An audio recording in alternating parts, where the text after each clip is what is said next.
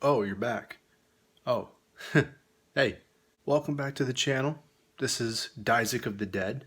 I'm going to be reviewing or breaking down, or whatever it is this is, of Amazon's Lord of the Rings of Power, episode Dos.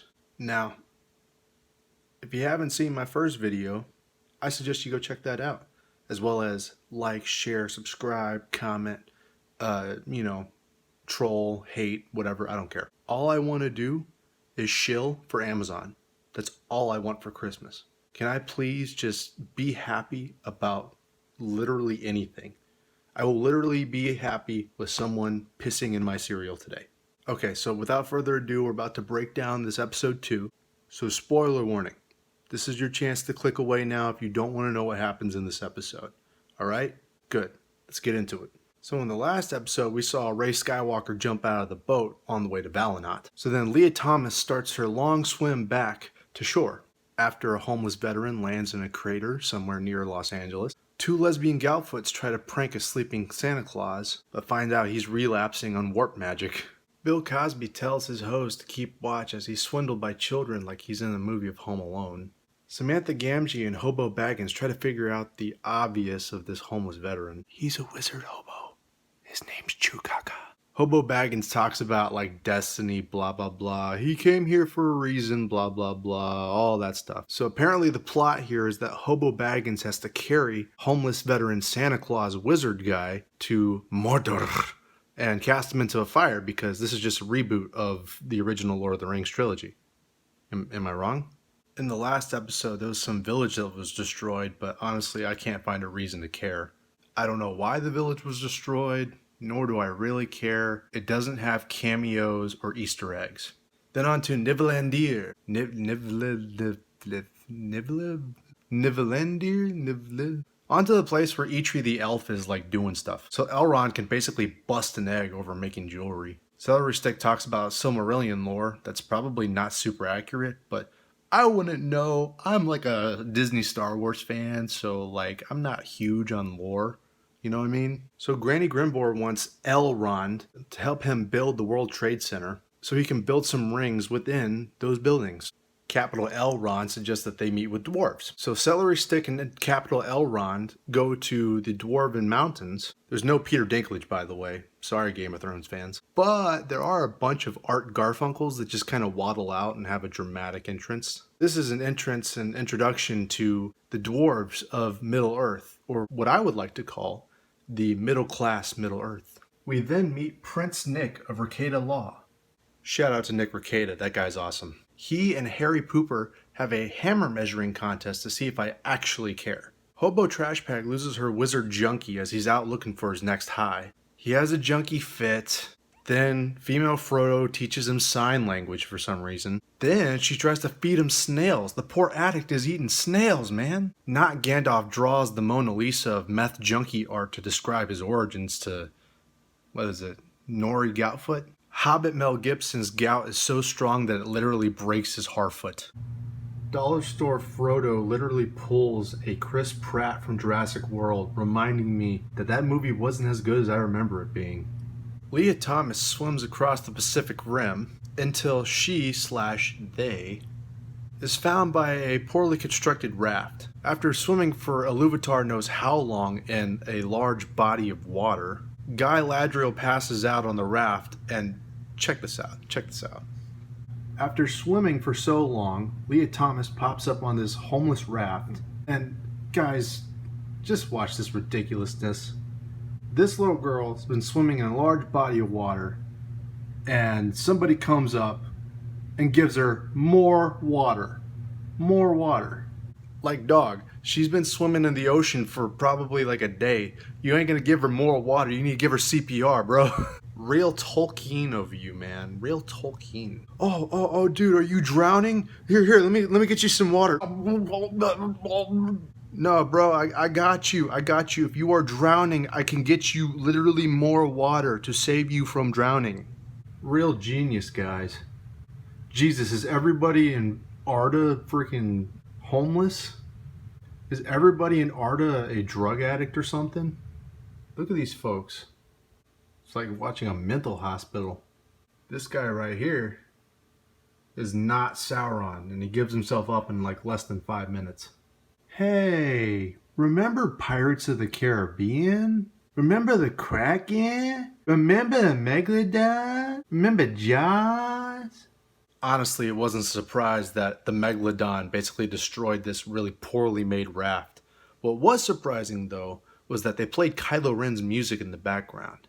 Speaking of Kylo Ren, only Anakin Skywalker survives this whole endeavor.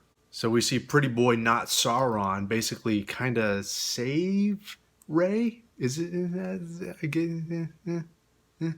And he goes like, "What do they call you?" And she goes like, "I'm Rey Skywalker." And he's like, "No way, I'm Anakin Skywalker. What are the odds?"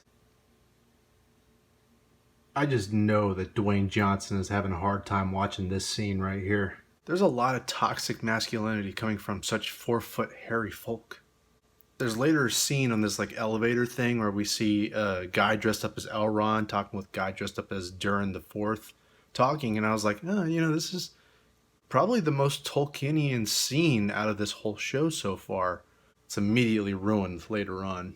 It did feel like it was a deleted scene from the Hobbit trilogy. Sorry, the Harfoot trilogy. I wouldn't want Warner Brothers giving my channel a copyright claim. We finally meet Needle and My Urethra Franklin. And just like that, Tolkien is dead once again.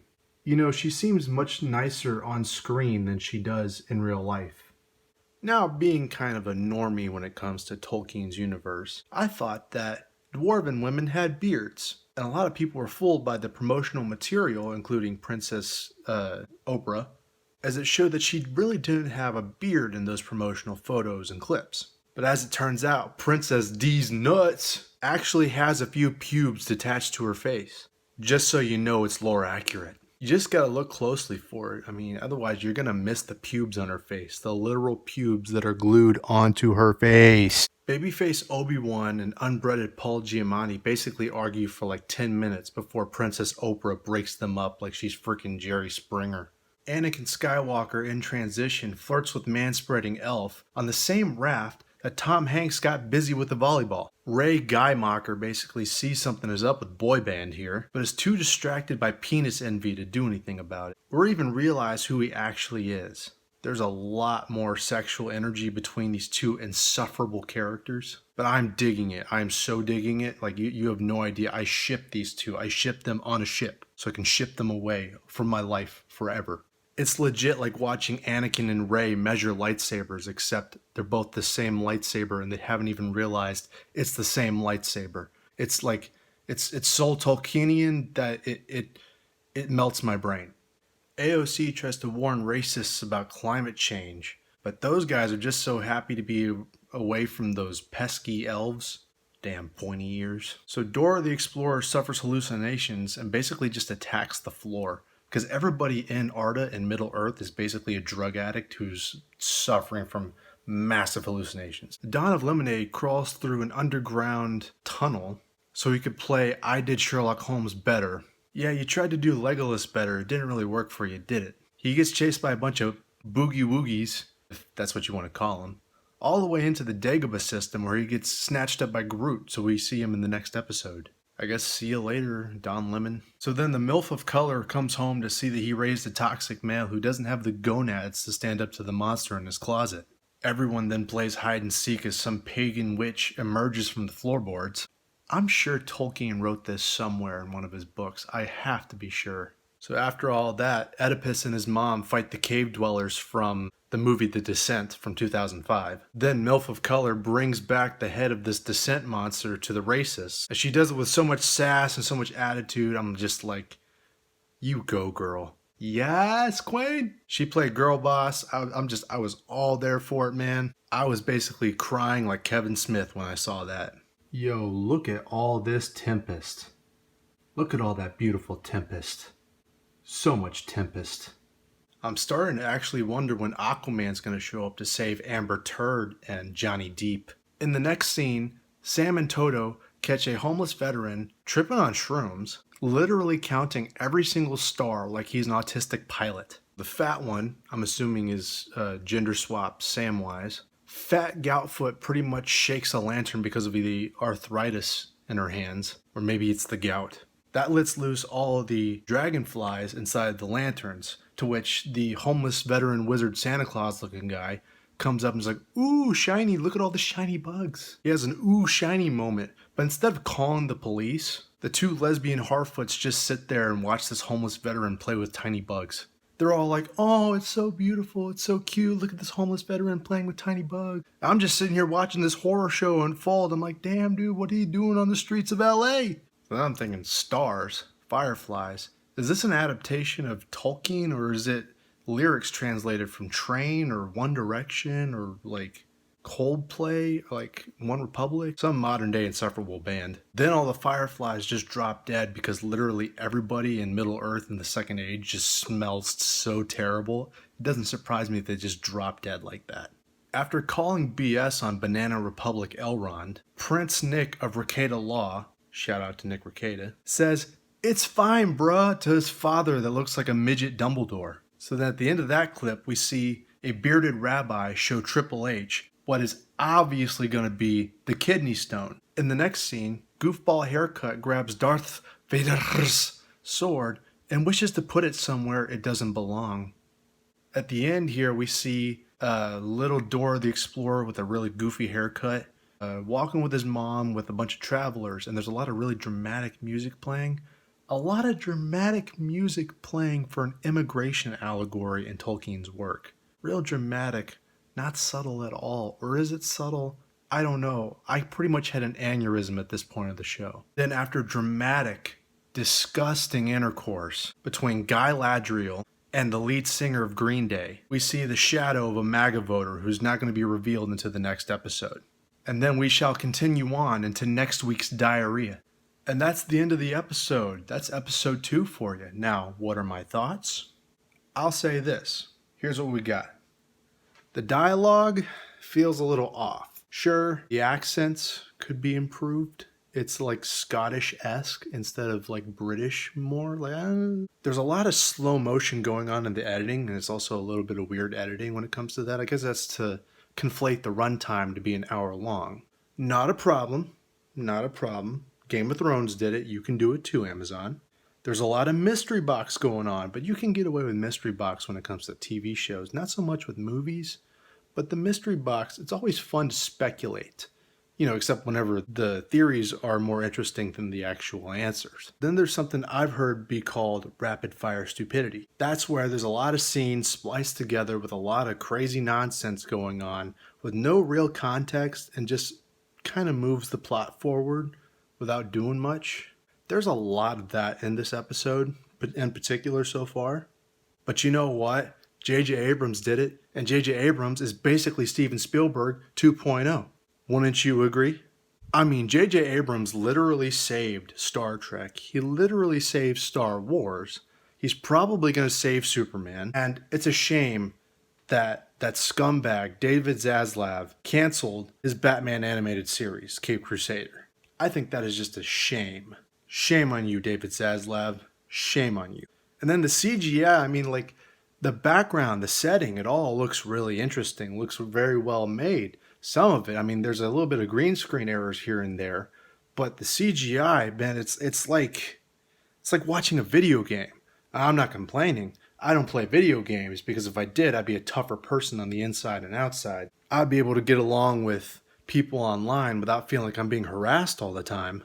But I guess that's why I like it so much, is because it reminds me of something that I don't do. Video games. It looks like it's a very cheap PlayStation 3 animation, which, by today's standards, She-Hulk, so successful, and it looks so terrible. I love it. I just love it. So if I had to give it a rating, I'd say I'm going to go for it fair. There's a lot of thoughts in my mind when it comes to this episode. So I'm going to be fair. I'm going to give it a good 10 out of 10. Twice in a row, 10 out of 10. I think Amazon's earned it. I think they've earned a 10 out of 10 from me. All I want to do is shill. All I want to do is shill for Amazon's Lord of the Rings. I don't care what people say about me. I don't care how they feel about me. I love this show. I love watching it. I think it's very fun. If you don't like that, you are problematic, and I will cancel you. But for those who enjoy my videos, I will not be canceling you, my friends. Thank you so much for watching. This has been Isaac of the Dead. Please subscribe, comment, share, like, all the buttons. Press all the buttons. Do it all. I just want to shill for Amazon, and you can help me do that. Please, I can't wait for next week's episode. I literally can't wait. I need it now. Binge model.